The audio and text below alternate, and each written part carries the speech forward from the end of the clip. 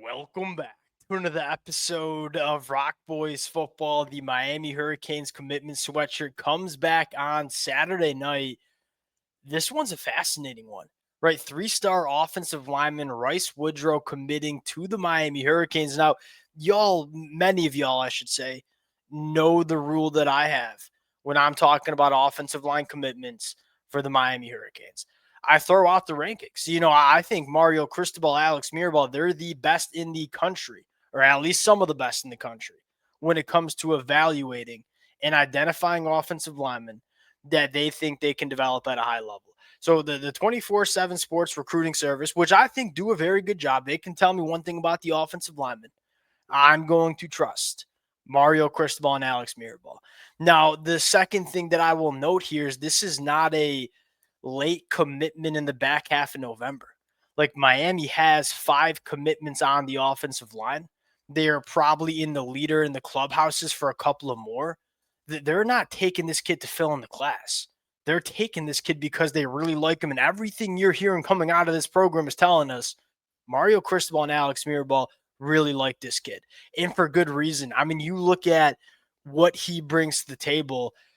The dude's an ass kicker. And I'll say this, like that is kind of becoming the common occurrence, you might say, with these offensive linemen committed to Miami. Like starting with Jackson Campbell, going right down to Rhys Woodrow, where regardless of what they are ranked, guys like Joel Irvin, these dudes are physically imposing individuals. And it's very clear what Mario Cristobal wants on the offensive line. Want to get into Rhys Woodrow, talk about what he brings to the Miami Hurricanes, talk about where Miami is going on the recruiting trail, where we are entering official visit season. Before we get into it, as always, to the Miami Hurricane fans, appreciate you guys. And to the Miami Hurricane fans who are taking time out of their Saturday night to check out the commitment episode, appreciate you guys. Nothing I'd rather be doing with my Saturday night than breaking down some offensive line commitments for the Miami Hurricanes. Appreciate y'all. If you guys do enjoy the content, consider subscribing to the channel. Without further ado, let's get into Rhys Woodrow. Now, taking a look at the junior year film, it's easy to see why this coaching staff likes this kid. Now, plays mostly left tackle at the high school ranks. He ain't ever going to play tackle at the collegiate level. And I don't think Mario Cristobal and Alex Mirabal are bringing him into play offensive tackle. He's not the longest. He's not the best in space. But when you see this kid operate in a phone booth, when you see this kid asked to get downhill and pull play side, he is extremely physically imposing. And I think it starts with he has a very, very powerful lower half, and he brings his hips consistently. And at 6'3.5", 310 pounds, he's not necessarily the tallest. He's not necessarily the longest, but he plays with really low pads and has a really good IQ too. I mean, he is consistently getting a hat on the hat at the second level. I think he gives you some versatility. Like I really like this kid at center.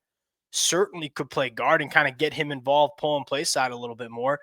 There's a lot to like, and I think why he's probably a little bit lower in the recruiting rankings is, yeah, he's not necessarily the ideal tackle body, and that's what he's playing at the high school ranks. But you kind of start projecting what this kid can look like on the inside. There's a lot to like. You turn on the film real quick, and we don't have to go through much of it, but I do want to get into some of the reps we see this kid play at center, which is impressive. Right here, playing left tackle, pulling play side. You talk about like violent intentions. This pretty much accurately depicts it. I mean, he's just going to find bodies and put them into the absolute dirt. This kid's wired the right way too, which is very, very worth noting. Like a nice get off the line of scrimmage. Like, although he's not great in pass protection at tackle, he can get out of the stance and be powerful. This a little bit of a reach block getting on the outside shoulder, does it well. Like technically pretty proficient, which you like as well. You continue to work through it. There's a lot here. Again, pulling play side is probably what he does best. And I think when you see him have the opportunity to, kind of play a little bit more in a phone booth right here, this is where he's his best, right? Low pads, powerful lower half, and just kind of doing what he wants. And you continue to work through it. You'll see him get a couple of reps at center. And like right here, this is perfect. I mean, he's getting out of his stance, firing, head up, low pads, and we're winning. We're winning in a phone booth. And I think this kid's going to really excel when the areas get a little bit tighter. You look at Miami in the 2026 class. I mean, we got 5 commitments on the offensive line. Again, very clear the position that Miami wants to go out and address. And we kind of knew this coming out of the 2025 class, where it probably left a little bit to be desired in terms of your offensive line class. Looking at how this thing's going to shape out, this is to me the ideal class for the Miami Hurricanes. Do I think all of these guys on our screen end up committing to Miami? No, probably not.